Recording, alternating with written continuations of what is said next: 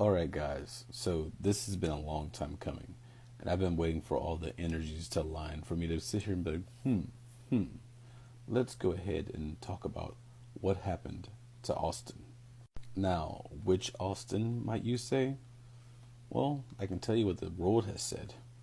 The world has called him a cannibal, but when you start to get deeper into the story, you start to see the mentality and the mind state that was going on within him that could have potentially led a person to do the acts that he did do. And I am not condoning the actions. What happened to Austin is a lesson for everyone, inside of a way. Let's continue forward. When this happened, Austin was a younger man, 18, 19, somewhere in that area, going through some troubled times, being in college, experimenting with all the things that college kids experiment with, right? And then eventually, all it takes is one bad day. Now, there's a documentary being released about this bad day, and you should definitely check it out to get all the details within it. Boys and girls, and all that's in between. It's Mama Christie, and today we're going to be discussing the case of Austin Harriff. In August 2016, Austin Harriff was just finishing up his freshman year at Florida State University. Austin decided to return to his hometown of Jupiter, Florida, to spend the summer with his friends and family. Austin's family, including his mom Mina, started noticing that something strange was beginning to happen to Austin. Austin admits that he's been speaking with the devil rather than seek mental health treatment for his son. His father, Wade, thought it might be better to simply distract Austin by keeping him active and away from his crazed thoughts and his disturbing behavior. On August 15, 2016, Austin, along with his father, Wade, best friend Sam, and younger sister Haley, decided to take a nature walk. During their hike, Austin became paranoid after seeing two empty turtle shells, thinking that his father, Wade, could be in danger since he was slow, and Austin felt certain that danger was impending. After the disturbing hike, Austin's family and friends decided to take him out to get something to eat.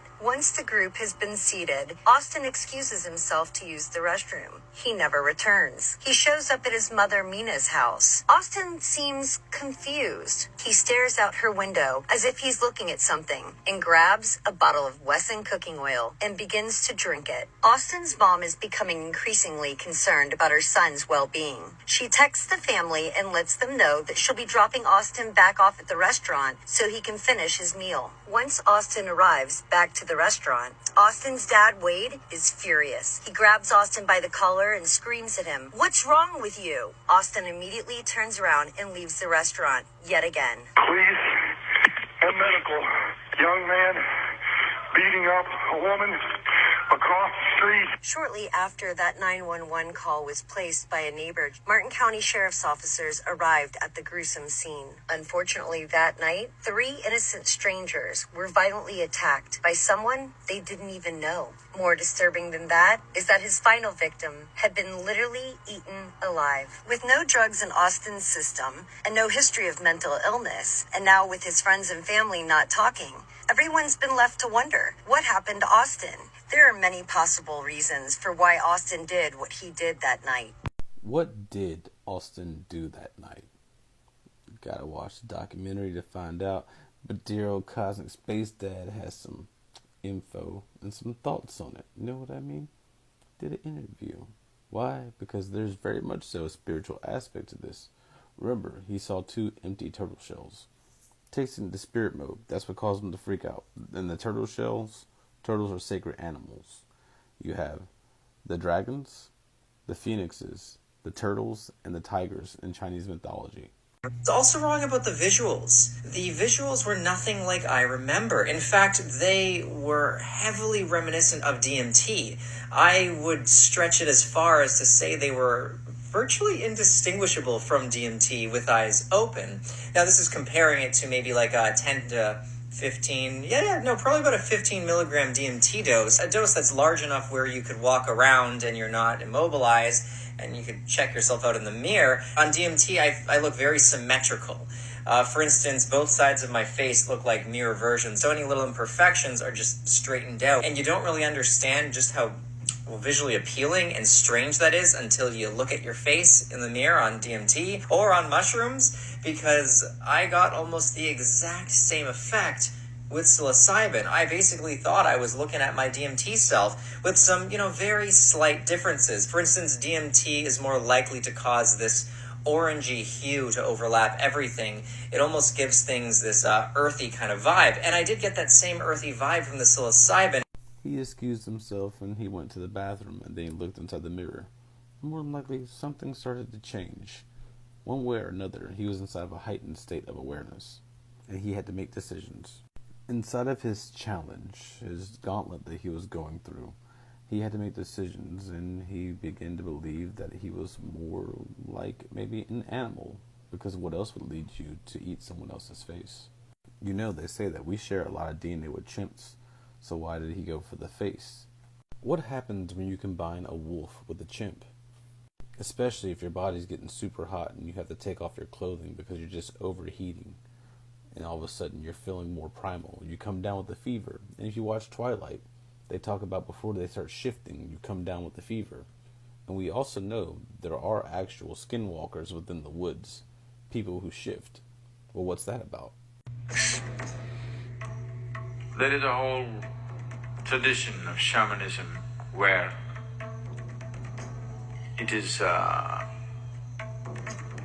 even today there's any amount of talk about how a Native American shaman becomes an eagle, becomes a fly, becomes a wolf, transforms himself into some other form and gets there and all this. So these are not just stories, it is very much a possibility that one can transform his form if he wishes to. So, about people taking on the forms that they wish according to the convenience is not a new thing, or it's not an unheard of thing. Almost in every part of the world it is there. Particularly it is being publicized in a big way about the North American and South American shamans these days, about shamans becoming eagle and becoming wolf. These two forms are very common for them. That was not unheard of here, but it was looked down upon in this culture. There it is being looked up to, because this is not spirituality, this is occult. Here, our occult scientists, I call them scientists because they are that kind, they don't bother to convert themselves into a bird or an animal because the risk, because when you take on the form of something else, this body has to be preserved and it can always be misused. So there have been incidents where somebody left his body here in some safety and let's say became an eagle and flew for some time. But when the eagle came back, the body is gone.